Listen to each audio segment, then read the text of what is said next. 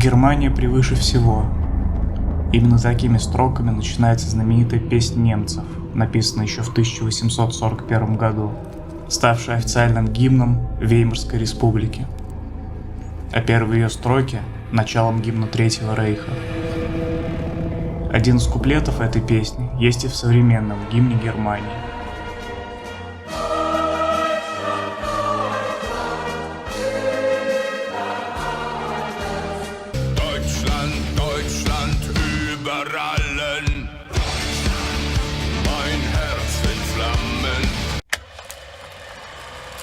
Объединение немецких земель в единое государство произошло в 1871 году, и получившее статус империи стало Вторым рейхом. Первым рейхом считается Священная Римская империя. Мечты о едином государстве не покидали немцев во все времена. После поражения в Первой мировой войне, когда Германия оказалась в крайне унизительном для своих жителей положении и сложной экономической ситуации, население одним из первых в мире узнало, что такое гиперинфляция.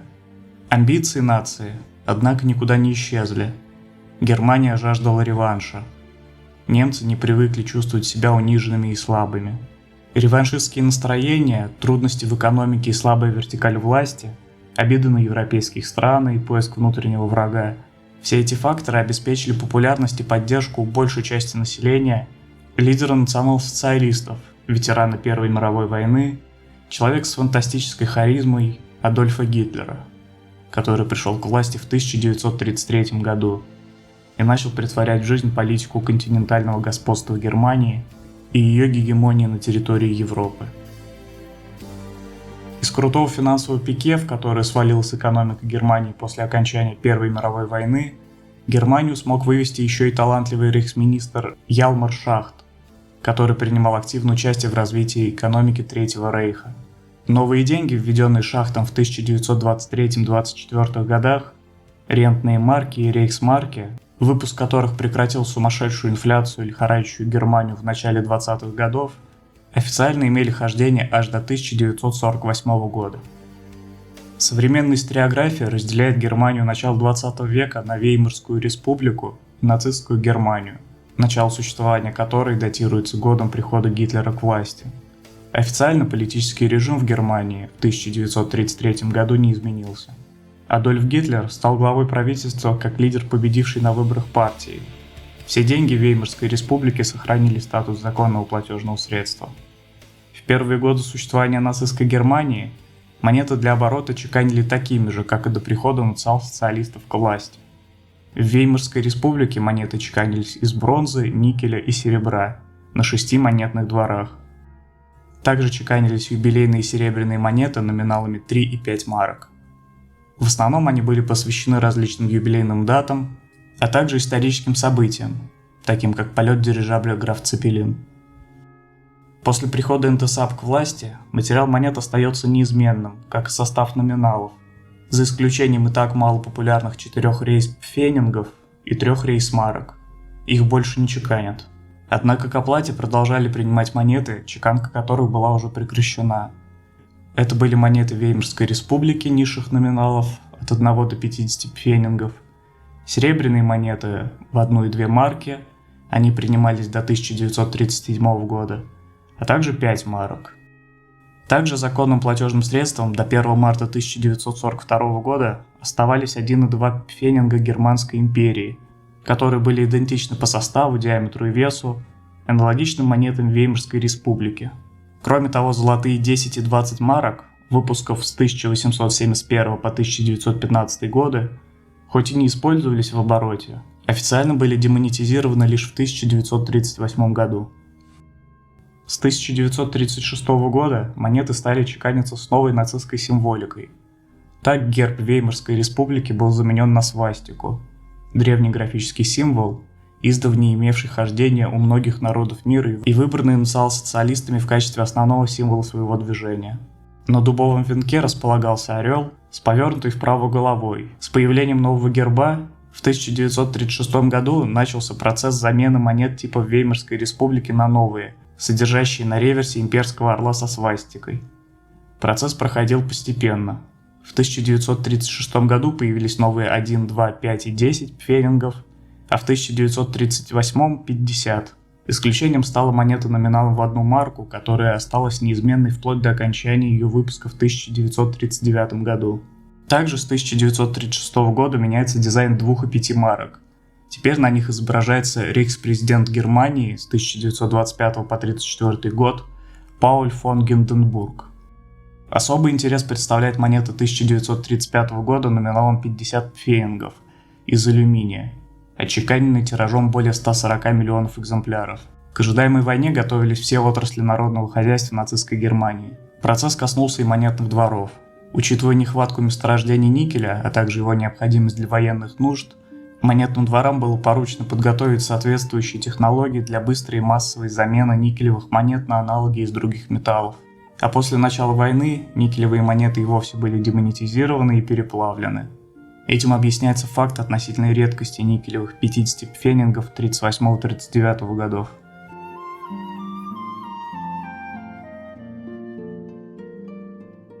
В период Третьего Рейха выпускались и памятные монеты. Однако количество монетных типов, посвященных тому или иному событию, в отличие от Веймарской республики, было крайне небольшим. Их выпуск осуществлялся лишь в первые годы прихода Гитлера к власти. 26 августа 1941 года, в связи с началом активных военных действий, Министерство финансов предписало государственным финансовым учреждениям и банкам изымать из оборота отчеканенные ранее монеты из серебра, включая памятные.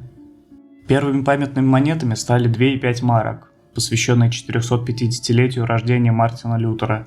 В 1934 году были выпущены в обиход монеты номиналом 2 и 5 марок в честь годовщины прихода Гитлера к власти. Они несли на себе также ряд пропагандистских символов. Так на ее аверсе была изображена гарнизонная церковь, в которой был захоронен один из кумиров нового канцлера, король Фридрих II. Именно в этой церкви 21 марта 1933 года состоялось проведение к присяге лидера национал-социалистов, а также перед ней произошло символическое рукопожатие Гитлера с президентом Гинденбургом. На аверсе монеты, кроме самой гарнизонной церкви, по сторонам от нее указана дата этого события. При этом год, расположенный в правой части, ограничен свастиками. Существует 2 монетных типа 5 марок с изображением гарнизонной церкви. На одной указана дата, а на второй нет. Самыми редкими монетами нацистской Германии являются отчеканенные в честь 175-летия со дня рождения немецкого поэта Шиллера 2 и 5 марок. В отличие от других монет, выпускавшихся на всех монетных дворах страны, тираж данных монет был произведен в столице исторической области Германии Вюртембурге-Штутгарте. Именно в этой области вырос и провел большую часть своей жизни Шиллер. Монета содержит изображение поэта, полукруговые надписи с именем и годами жизни на аверсе. На гурте расположена цитата из самого известного произведения Шиллера «Вильгельм Тель».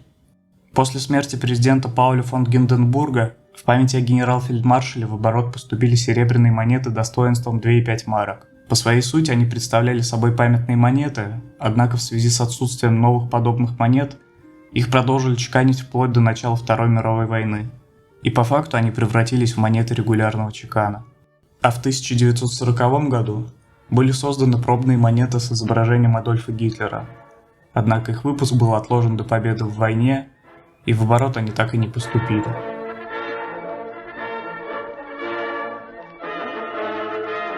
С аннексией Австрии Германии в 1938 году рейхсмарка заменила австрийский шиллинг, а чеканка рейхспфенингов также начала проводиться в Вене. Позже немецкая марка заменила монеты оккупированных территорий по всей Европе. В конце 1939 года, после начала Второй мировой войны, Германия отказалась от выпуска серебряных монет, а металлоизготовление всех остальных пришлось менять. Никель требовался для производства оружия, а бронзу решили заменить на более дешевые металлы. В результате 1, 5 и 10 пфенингов стали чеканиться из цинка, а 50 пфенингов из алюминия. Одну марку хотели делать из железа, покрытого медно-никелевым сплавом, но в итоге просто отказались от этого номинала. Во время войны Германия захватила золотой запас оккупированных государств, в совокупности составляющий примерно 437 тонн.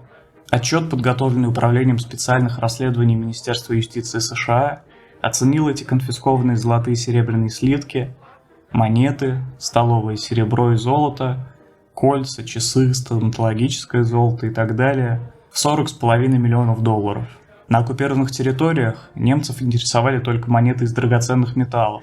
Политика националистов заключалась не в накоплении золотого запаса, а в продаже, чтобы на вырученную иностранную валюту закупать стратегическое сырье.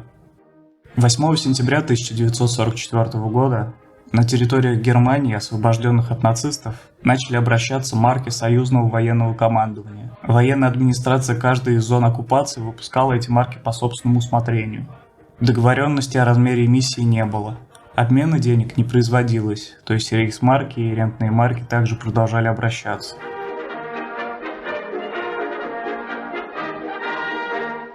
Руководством нацистской Германии перед началом войны была разработана программа по снабжению военных на захваченных территориях. Она предусматривала создание имперских кредитных касс, которые бы обладали правом эмиссии собственных денежных знаков. На них возлагалась задача выпуска денег, которые бы циркулировали на оккупированных территориях вместе с национальными валютами. Имперские кредитные кассы начали выпуск оккупационных бумажных марок.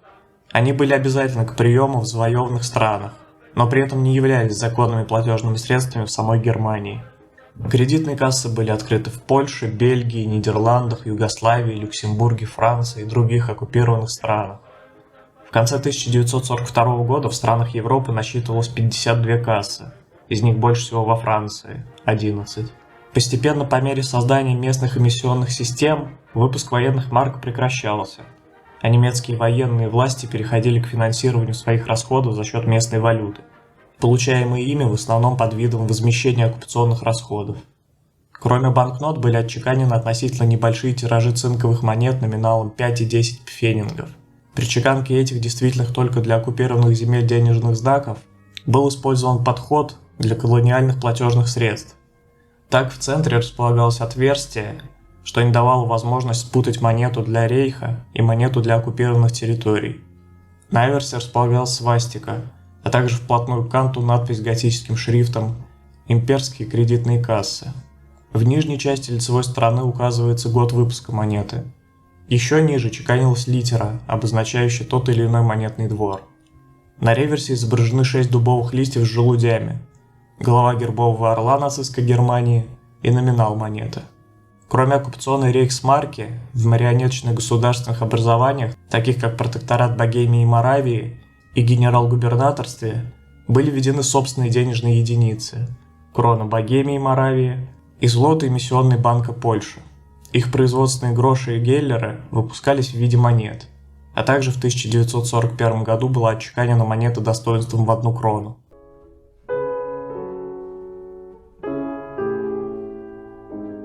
Лагерные деньги нацистской Германии – это монеты и банкноты, имевшие хождение в организованных в нацистской Германии гетто, концентрационных и трудовых лагерях. Из многочисленных мест заточения в нацистской Германии системы лагерных денег имелись в нескольких десятках гетто. Введение денег для гетто решало сразу несколько задач, среди которых усложнение побегов, так как данные денежные знаки циркулировали только в гетто, сбежавшие не могли использовать их во внешнем мире, метод субсидирования потребностей гетто и концентрационных лагерей, изоляция интернированных, у которых не было доступа к реальным деньгам, таким образом осуществлялась их изоляция от внешнего мира, а также премирование и поощрение за сверхурочный труд. Наряду с деньгами для заключенных существовали также расчетные жетоны и талоны для охранников лагерей. Изначально жители гетто пользовались обычными деньгами, проштампованными особым образом, чтобы их нельзя было использовать за пределами гетто. Постепенно использование денег было запрещено, а вместо них существовала система распределения продуктовых рационов. Известны несколько гетто, где существовало подобие денежной системы с оригинальным дизайном. В большинстве гетто и концентрационных лагерей лагерные деньги представляли собой банкноты. Только для Лодзинского гетто было отчеканено несколько номиналов монет. С 1942 по 1943 годы были выпущены алюминиевые и алюминиево-магниевые монеты номиналом 10 пфенингов, 5, 10 и 20 марок. Монеты 10 пфенингов 1942 года, выпущенные относительно большим тиражом, вскоре были изъяты, поскольку дизайн их лицевой стороны напоминал германские монеты. Монеты 10 пфенингов следующего выпуска на лицевой стороне имела надпись по кругу «Расчетный знак на 10 пфенингов», а на обороте «Старейшина евреев Лодзи», а в центре шестиконечную звезду с годом на ней. Монеты позднейших выпусков имели на обороте и левом верхнем углу крупную шестиконечную звезду, а в правом нижнем – крупную надпись «Гетто» и ниже год. Данные монеты активно использовались, а сохранившиеся до настоящего времени экземпляры в большинстве имеют очень изношенный вид.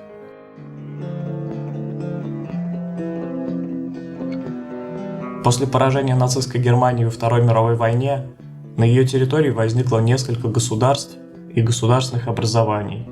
Так только из населенных преимущественно немецкоговорящим населением государств на политической карте появились САР, ФРГ, ГДР и Австрия.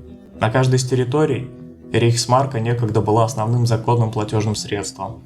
Учитывая различия государственных институтов в каждой из них, в различных областях бывшего рейха одни и те же монетные типы утратили статус законного платежного средства в различное время. Например, в Австрии монета номиналом в 1 пфенинг вообще не была официально демонетизирована вплоть до введения евро. В Польше рейхсмарки официально утратили статус законного платежного средства 28 августа 1945 года. На территории Саара, отделенного от Германии, находившегося под протекторатом Франции, были введены собственные деньги в 1947 году. Саарская марка заменила рейхсмарку по курсу 1 к 1. В январе 1948 года саарскую марку заменили на саарский франк по курсу 1 к 20, чтобы его стоимость была равна французскому франку. Однако в итоге жители Саара проголосовали против вхождения в состав Франции, и спустя 10 лет, в 1957 году, эта территория стала одной из земель ФРГ. Усилия союзников по проведению единой общегерманской денежной реформы в конечном итоге провалились. В декабре 1947 года США, Франция и Великобритания, считавшие, что Советский Союз выпускает чрезмерное количество немецких денег и разгоняет инфляцию, договорились объединить свои оккупационные зоны в единое экономическое пространство и провели в нем отдельную денежную реформу. 20 июня 1948 года в американской, британской и французских зонах оккупации, в том числе в Западном Берлине, было прекращено хождение рентных марок, рейхсмарок и марок союзного военного командования. Вместо них была введена немецкая марка. Обмен производился по сложной схеме, 60 марок можно было обменять по курсу 1 к 1, а все, что превышало эту сумму, по курсу 10 к 1. Монеты остались в обращении, но стоили теперь в 10 раз меньше своего номинала. После разделения Германии на восточную и западную, в каждой из них используются свои монеты. На монетах для обращения на территории Германской Демократической Республики серьезно экономили. Для чекана использовали дешевые материалы, поэтому появились экземпляры из светлого алюминия, а, например, 20 пфенингов чеканили из латуни, что выделяло эту монету ярким желтым оттенком. Deutsche Mark, поступившая в обращение в 1948 году, была более качественной по сравнению с деньгами ГДР.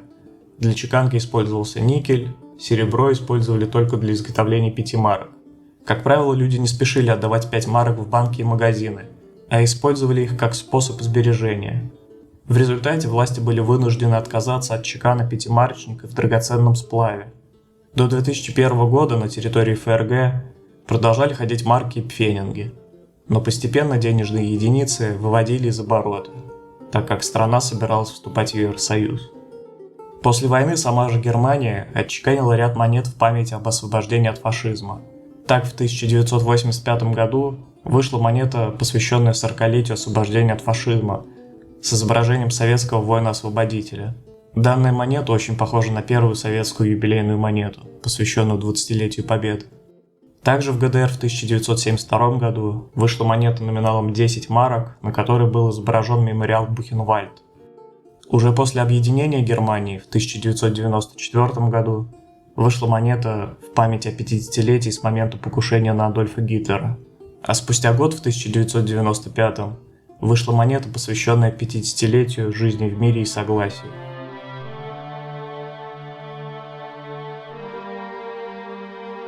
В современное время коллекционеры стали довольно часто натыкаться на монеты с изображением Адольфа Гитлера и Бенито Муссолини.